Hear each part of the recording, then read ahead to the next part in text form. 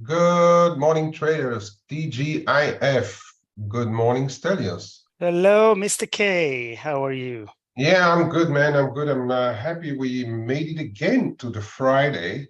Oh man, yeah, Another week, another dollar, well, actually not too much of another dollar, but yeah, it's been an interesting week. Let's put it that way. And we are finally seeing the end of it. So yep, let's run quickly through the comments and what's been happening overnight. And as usual, we start in China. And the first thing that popped up on the screens overnight was the Chinese developer Country Garden failing to pay some coupons as well. So after Evergrande, that's the next kind of giant who is biting the dust and could default. There are debt restructuring talks going on already, but for sure it's not helping the impression that we have about how affairs go in China. There's been talks about $139 billion worth as well of troubled local government loans going into the provincial debt obligations, and they are trying to get that money via new bond sales. The picture in China doesn't improve, right, still? no, it doesn't, and China is arguably the driver of the world at the moment, right? I mean, in terms of commerce, in terms of everything, and it's at least one of the two main engines of the world. And if China is not doing well, then it's an issue for the whole world. Yeah. I mean, the thing, and then as well, we had those loan data out, and the Chinese bank loans at our levels that we haven't seen such a low level since 2009. And then on the other hand, then we've got the PBOC increasing actually their defense against the weaker yuan, and where the models were showing the expected rate being around 721.90, nearly 722, they fixed it below 716. So they are a full 600 points below where the market is really trading. So they call it their, what is it again, their buffer? They have a special word for that. Do they? I don't remember it. I can't remember the exact term. It just escapes me right now. But and then we have the CNH trading around 725. So we're still having trouble to break above 725, and I guess that's somewhere due to that PBOC really trying to fight against the speed of the Chinese yuan weakening. But I think it's still an inevitable situation that where I reckon the Chinese yuan has really very little scope to strengthen, especially that they keep piling up problems with their companies, and that they are still trying to inject liquidity in the system, and we are perhaps still looking at some lower rates over there as well. So that's for what's happening in China. Again, not a great sight when one of the major world engines is sputtering. It's hard to get positive on anything over there.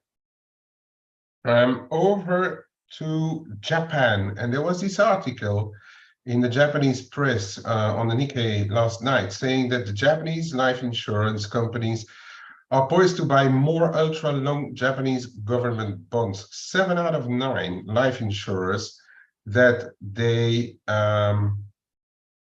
think that the JGB yields rise above 0.5% is a positive factor for buying government debt. So they're not even waiting for it to play out, really, the rise in Japanese yields to already be happy with what they could get. I'm just going to quickly have a look at where they are, those 30-year yields. They are at 1.5%. So the article says that the 30-year bond yields of 1.5 to 2% become attractive as an investment. So they're not even waiting for it. We are there. We are at 1.5%, and so in the next 50 BPs, they are going to be very interested to buy long-term debt. Well, and this is, sorry, Kay, this is corporates buying long-term debt. Life insurers. Life insurers, okay. Yeah, it's those guys. Do you think there's government? How should I say it nicely? Sorry, no. Is it driven by the government? Nudging, nice word, Mike. Nudged by the government. I don't know.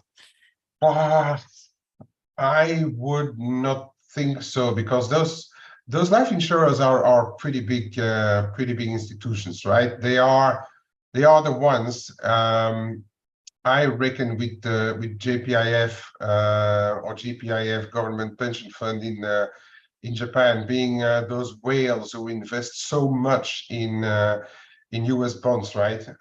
Usually, but if they go back home, well, I mean, the market is trying to put one and one together, and saying that it may actually weigh on the US bond market if the Japanese go back home. On the other side, I'm not sure if that's really positive yen. If they don't wait for a possible Bank of Japan letting the yields go a little bit in the future, they're not even waiting for it. They've been so yield starved at home for decades that now whenever they see some form of yield, they are really happy to jump onto anything. But I wouldn't have thought that this is a positive development for yen as such, because they are heavy enough to keep actually the yields depressed themselves if they step in the market, right? All right, yeah. That's for Japan. What else have I noted? Okay, I think barring the ping pong that we still have between China and the US, and possibly now Sunak looking to jump on the bandwagon to ban or to restrict some Chinese tech investments, which is an additional weight on the yuan shoulder. There's not much new just in the comments, I would say. So we can go over to what's been happening, and let's do it chronologically. First of all, the CPI. So that was covered live on F.A.C.E. We are not going to spend too much time over it. We've seen these moves. We tried to break out in the euro dollar. We tried to break above 128 in the cable, for instance. We tried to go above 66 in the Aussie dollar, just to name a few. That got quickly reversed. We hang around or just below the 4% level in the tens in the US for a while. And then all of a sudden the market went like, well, hang on a little bit. This it's perhaps not going as high as we think, but then it's not really coming off too fast either. And then we had the confirmation on that 30-year bond auction. Okay, it wasn't a disaster, but it wasn't great either. So there was about a BP above the when issued, but yeah, nearly 1.5 BP. So that wasn't really great. And at the time, the yield started to rise again, especially on the longer end of the curve. So that we saw then a reversal in the dollar. We saw everything take the other side. We are trading at a relative, very close to the 145 again in the dollar yen. We're trading back below 110 in the euro dollar, for instance. But if we still look at everything, and I spoke about that, about those ranges, perhaps barring the dollar yen, where the yen is really still quite weak, and the commodity currencies. But if you look at those things, and when the options market was relatively right again, they were pricing in ranges instead of breakouts, right? And also there wasn't very much of a skew between the puts and the calls. And what we've seen, if you look at the euro dollar, for instance, if you look at the cable, for instance, is really we stuck inside that range, and we are still relatively in those ranges in the majors. Still, what do you make of it? I'm sorry, I was on a call. What were you talking about? Sorry. What did you make when with a few hours now that you saw the reaction after the CPI, the reaction in the yields, the reaction on the 30-year bond auction. Is there anything that you take away from it? Is there anything new?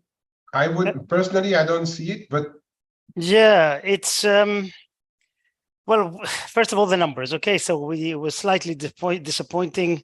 I've been taking the under on CPI and core CPI for a while, and it's almost always, actually, no, probably always happening that way. Overall, the direction is still there. And yes, we were taking out a 0% month and adding whatever month came out. So it was always difficult to underperform, to go a lot lower from this print, at least not on this monthly print. But overall direction is still there. What do I make of markets reacting to it? Well, initially the reaction kind of made sense, a little bit of sense. So yields tried to dip a bit, metals rallied a bit, but then we had that auction, which was well, not a very good auction, and the yield was quite a bit higher than the last one.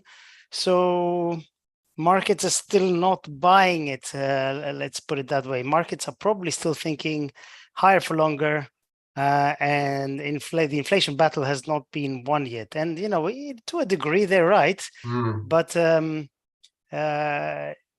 it's obviously depends on how inflation moves on from here. But to answer your question, the reaction, I didn't see something that was crystal clear that said, oh yeah, this is exactly, that happened because of this and that.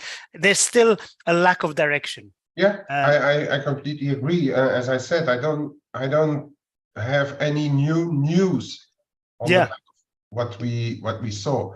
And I think, a lot of those yield things are really probably treasury issuances and the market more than even positioning. Let's forget about that for just a second. But just the fact yesterday, I don't think we got too much fresh news to say like, okay, this is going to mean a fresh direction for the dollar. Yes, the dollar is doing better because the yields are up again. But did we get any new news? I would argue that it's not too much, right? Yeah, I would say that we got another tiny, small, little Lego brick towards the goal, which is central banks basically stopping and eventually reversing policy. So we got another little, like I said, another little step towards that direction. Yeah, but then what's true in the US is probably going to be true elsewhere as well, right? Yeah. Yeah, that's the thing. Yeah. That makes the trade a little more complicated than it would seem. So, of course, the Fed is the biggest one, and it's the leader, and they injected more as well than anyone else over the pandemic. Let's not forget that. Yeah. But still, I mean, it's going to have whatever the Fed does. The others are at least in parts going to follow suit, right? And I'm going to show just the differentials in a minute. And isn't it amazing that as soon as the Fed showed really proper doubt that there's going to be more hikes, everybody switched? Yeah. I mean, isn't it amazing?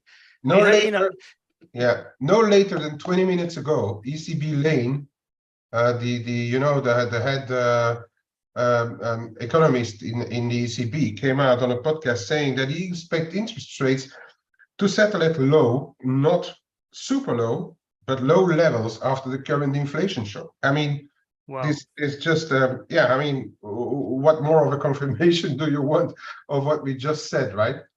Yeah. Okay. And we were saying this before the Fed was, I don't want to say pivoting, but, before the Fed effectively,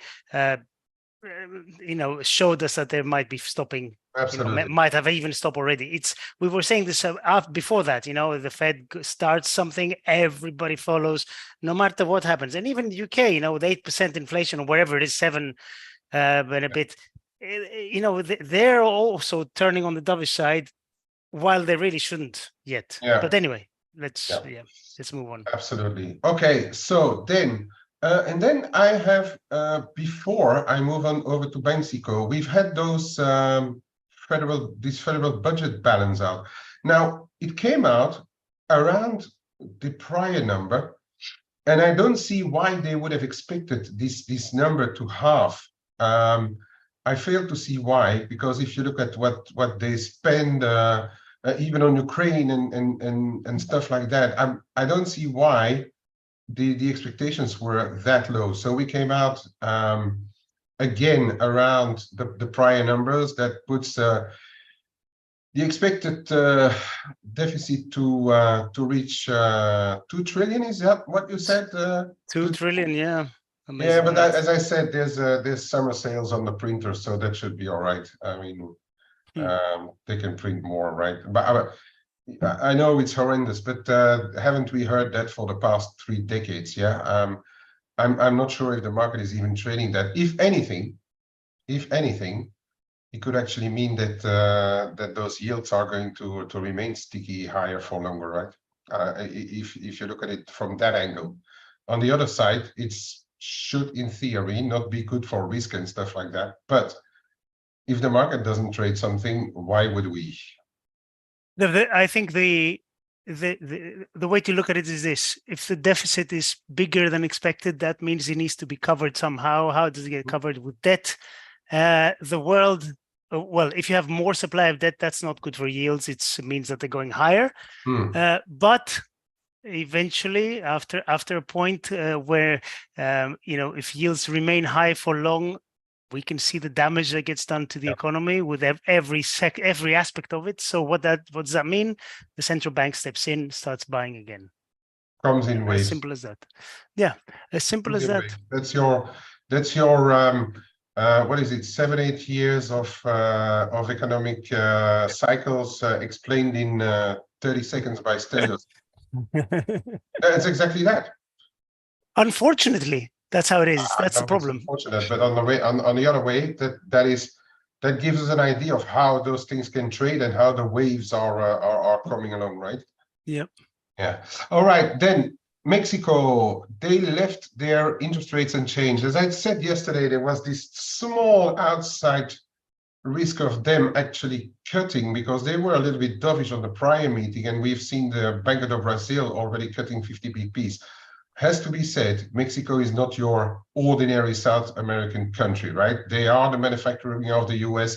They have their exports are very good. The interest rates are that high, and even though their inflation was coming down slowly, they now said that they would maintain the same path and keep interest rates at the same level for an extended period. Initially, the Mexican peso strengthened somewhat, but then got a little knock on the head. For whatever reason, I guess it's more positioning and technical than anything else. This 17 in $MEX seems to attract a few buyers, or at least take profit buyers for now. And also Euromex flew higher a little bit. It's all seemingly starting to quiet down a bit. And it looks as if the euro, which was very big until Lane spoke on the cross side, is now losing a bit of steam as well. Oh, let me kill my squawk for a sec. Okay, that for Mexico. Then we had this balance sheet coming out. It's that should, in theory, come off, but it's not coming off as fast as we may expect. Harker, a bit of wishy-washy, not sure that he had any impact at all on the market. Then we had the Kiwi business climate coming out low, much lower than expected, lower than the prior. Kiwi got a little knock on the head, and we are just along the 60 big figure line. We're gonna have a look at that later. RBA came out with some comments like really open door, data dependent like everybody else, and not a lot to take away from that. Aussie remains, let's say, on the defensive without breaking new lows so far. then we had the UK data, and for the UK data, I have a special today. No, we can't hear it because I guess Zoom is taking sound only from the from one window, or I don't know actually. But you see the image. Yes, it was a sea of green today. Exactly. And yeah, we had those numbers out, and that was really, they were really very, very good. Much better than, because the market was like wondering, me included, because yesterday I told you that I was from looking at a positive towards the sterling, towards more neutral, and I told you this this set of data would be important, and it puts me back into a more positive side on the sterling, I must say. I'm going to be looking to buy some sterling dips in some way, trying to trade it from the longer end. I'm not inclined to pay up too much for stuff right now, especially not on a Friday. But this is looking good, right? This is taking away quite a bit of uncertainty. And it's not only the GDP, right? If you look at the business investment, even if it's coming out lower than the expectations, it's higher than the prior. Yes. This one is, sorry? I just said yes. It's it's positive any way you look at it. Yeah, exactly. It is, like we say, a sea of green. And the trade balance, because we've been talking about this trade balance, it shows a better number, but sometimes it can be hidden by some weaker activity. We have seen weaker activity versus towards the EU, but the non-EU is actually better than the expectations. Activity numbers are coming off, but they're only 0.5% lower than what they were before. So there's not a big difference. So the whole of the report looks very positive, in my opinion, right? So that is the takeaway from this one. As I said, it doesn't really, the move has been subdued in the sterling so far, but I must say that it puts me back on with a better bias towards the sterling. Again, I think maybe next week we will have the fresh wave. Friday, people not wanting to take too much position, so we have to we'll keep an eye on. And I was saying in the room this morning, this could be a case of, if you get weak data out of Kiwiland and you get strong data in the UK, it could be worth keeping an eye on that cross, for instance. Or euro sterling, if we really start to fail up 86, 60, 70, and that could be one that goes back to 86, the figure, for instance. Then we had the final CPI readings out of Europe. A tick difference here or there, nothing really major. The word sticky remains over there, but nothing really major difference from preliminary. So there wasn't a big shock. Euro ticked up just slightly on the back of those on the back of this combination, was hanging around 110 the figure for a while, and now it's losing a bit of steam. Then we had those new loans data out, as I already mentioned, out of China, which is really well, they are fragile numbers. There's no other word for what's happening in China right now. And that is for what we had. Looking ahead, for the next, we will have some additional industrial production numbers out for June. That could create a small wave, perhaps. But since we had Banksy already behind us, that is probably not going to give too much.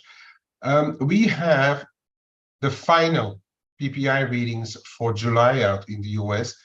They could be movers, but I'd say only if they vary a lot from the preliminary data, yeah, that we had before. If everything comes out relatively as expected, maybe this market is just going to slowly flow into the weekend. If nothing comes out of this, perhaps for the afternoon, the Michigan will be actually a bigger mover. We've seen the short-term inflation expectations coming down the last time. Now they're expected to tick up a little bit. And the 5-year has been a relatively sticky around the 3% mark. So if everything is equal, I would say look at perhaps the consumer expectations and sentiment numbers perhaps being the bigger mover ahead of the weekend. Now that's it for me for what's happening on the data and news front. Stel, do you have anything else to talk about? Not really. I just want to say about PPI today. I think it could be important. You know, the year-on-year PPI is expected to go up from 0.1 to 0.7. I really wouldn't be surprised if we see a negative print, and if we do, then that's going to have an effect, obviously, on markets. But anything other than that, anything closer to expectations, I would just ignore, I think, for now. Okay. So yeah. Okay, got it. Thanks.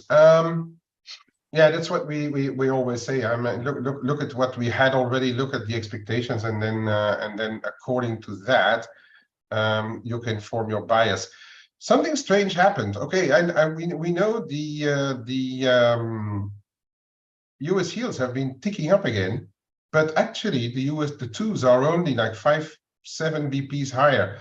But then look at what happened this morning on the Bund side of things. European yields are coming off, and as I was saying, we were talking about that in the room. It's been a bit bizarre this move, and we're still hanging around the lows. And I think finally the market is starting to take notice of that, because euro dollar lost 25 points in the past half hour or so. That's a bit of a strange one, and I wouldn't really be able to pinpoint at why exactly German rates are or European yields are coming off. If anyone in our chat room has an idea, or in our webinar chat or our own chat room, be welcome to post it. That's a bit of a strange one, and I think finally it weighs a little bit on that euro dollar. But speaking about that euro dollar, it's so hard to break ranges, so hard. We've been trading along trend lines around F.A.C.E, but basically this thing is in the short term 109.5, 110.5. We've had 10 points outside to the top side yesterday on a try, and we had a test of this trend line coming in here the other day on a low. But it's very hard to break ranges. We really need to break this underside of 109, 10, even stretch it to 108.80 before really this can accelerate. And on the top side, we have to confirm above this 110.5 and hold there to really be able to start to move back into the 111s, and why not 112. For the time being, it seems very tough. Now, never say never. It's weakening a little bit, but again, if we look at the volatility in the FX option market, it is coming down. So the options market at least thinks that we are going to slow down into August now. We did have a lot of information from the central banks, from the CPI, from the jobs market lately, so it may be that we are just going to slowly tighten up those ranges even more, for as long as we don't break and hold, break and hold and cap. So yeah, that's it. What for the euro dollar is concerned. Yes, sterling should be more interesting, but then the sterling is also not helping much. We saw failures yesterday above 128, and then today a bit of a jump from this level here, 70.80. But again, we're back below 127. It's hesitant. I would have said sterling should have ticked up more than what it did on such a GDP reading, because it does take away uncertainty from the market. Okay, but again, there may be some more waves coming perhaps into next week or so. But fact is, on the euro sterling, we tried above this 86.60 again. We didn't make it up to 86.70s, and we are back below. So that may be already enough for the short term. to see us come back to trade closer to this 86 figure 10 level, which I think is a real possibility right now.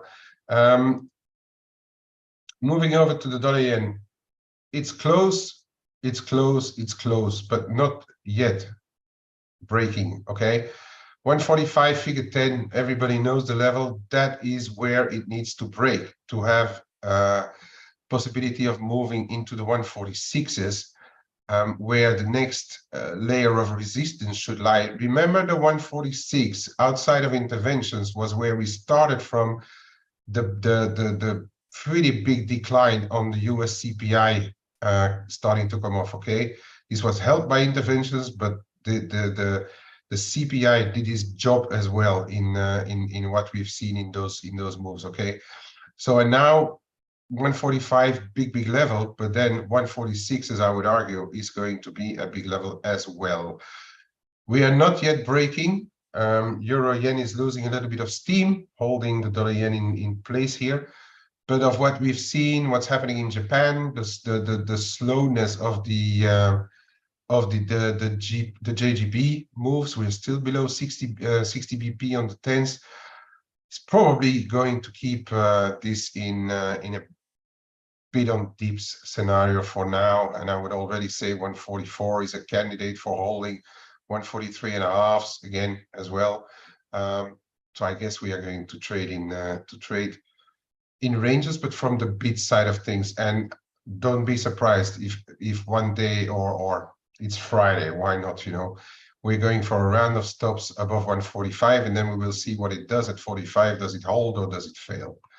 That for the dollar yen. There's a couple of things that I want to mention. I'm not going to run over everything. We know that the Canadian dollar is still on the defensive. We know that oil is back below 83 bucks, which looks like a failure. It's trading at 82.65 right now. So we are back below that 83 and a half bucks on WTI, and Canada shows its weakness straight away again. We are now trading around this trend line. So watch out for the dollar CAD. If this starts to hold here, this 134.30.50 zone, I think there is a possibility to get into the 135s. Aussie and Kiwi on the defensive, as we know. Chinese worries, Kiwi weaker data. It's all not very good. And then one to keep an eye on here, because of those failures in oil, this Noki is really getting battered. Look at how, and that yesterday morning when oil was doing the tops, we were 11.15 on the Euro Noki. We're 2.5% higher in one go. It's a lot, you know, for any currency, and it's not really an emerging market currency, this Noki. So watch out for the Noki. I'm not going to stand in the way of this just as yet. Okay, I'm a little worried for the Norwegian kroner, because this is a big turnaround. Yeah, we've seen the inflation coming off, but it's still a bit sticky. But I mean, this is telling me that the market is just not ready to buy this Norwegian kroner for long, for the long or medium term. And I know, Stel, you're watching this. This is a bit alarming, right? Yeah, you know, we talk about the Noki almost every day, and yeah, I'm always, well, fundamentally, I'm very positive on the Noki. So basically, I want to be short all these pairs, but the price action is very erratic, and when you have a central bank basically selling the crap out of it every week, it's very difficult to get really confident about it. So yeah, exactly, that's it. I'm looking at levels a lot higher. Well, not a lot higher, but I'm looking at levels higher, both euro and dollar Norway, and this one here, 1160 to 11. Yes. 3/4. Yes. This one here. Yes, exactly. That may be a pretty decent area. But in the meantime, it's scarce. It's scary to stand in front. Or 1080 to 1085 in the dollar Norway, I like, but we're not close there yet. So Yeah, there is a bit of decent resistance around 1050. Yeah, your 1080-85 is this area, right? Yes. Where we see the shoulders. And if you go further left, 2022, there's more action there between 1080. There you go, 1080 and 1090. So, it seems to be a nice area there, but man, it's just so scary. Today it's scary, and we don't often talk about being scared because we're traders. We are not really scared. We just avoid or step in. But this looks a bit scary to me. Yeah. Is the 2.5% in the Nokia is a mover? Is a steep mover in one session. It's a steep move. So be careful if you want to catch a knife in Norwegian kroner. It's not a very clear chart, but dollar China is is trying, right? We're above 725 again. Keep those levels 728 in mind, okay? I think it's still negative for Chinese yuan. People know what kind of positions I have in the room. I'm looking for at least a decent test of that 728 and a half again, and then we will see whether there's enough power or what the PBOC wants to do. Keep an eye on those fixings, right? In China, they are important because PBOC is sending messages via those fixings. Okay, and I think that is enough for our week, isn't it, Stelios? I hope it is, man. Quick look at this oil, because we had the break and now we are starting to fail again. I would though say that we need to close below 82.5 to call it a real failure, but it's starting to have the looks of this April move when we had this gap, break above the prior highs, went up with 283.5, and then ding dong. It starts to have those looks. It's not the same move because here we had a gap on cuts, right? Surprise cuts over a weekend, if I recall well. But it has the same feeling about it. So we need to get back above 83.5 and hold it to push higher, in my opinion. Otherwise, there may be some people who bought the top there. Okay. Yep. And I'm going to leave it to that. No? I will show one chart only. Okay, just one, because you've covered a lot of things.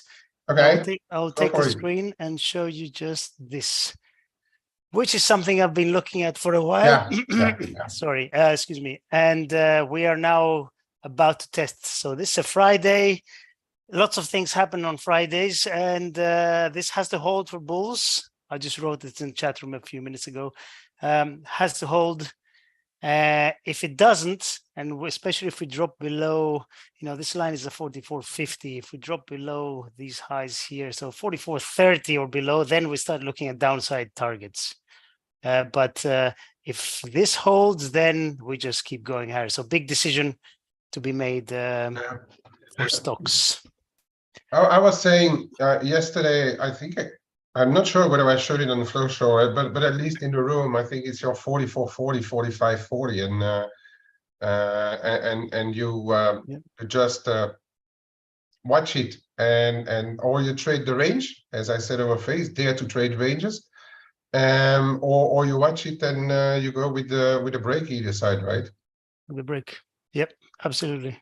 Alrighty. All right, perfect. Thank you, Kay. That was a very good. Thank you, Stel, for being with us today. What's for lunch today, Stel? Cheese pie and something else. My wife has made it, so I don't know what all right. No delivery today then. Yeah. Congrats to Mrs. Stelios. All right. Thanks everybody for being with us every day, and we shall talk to you on Monday again.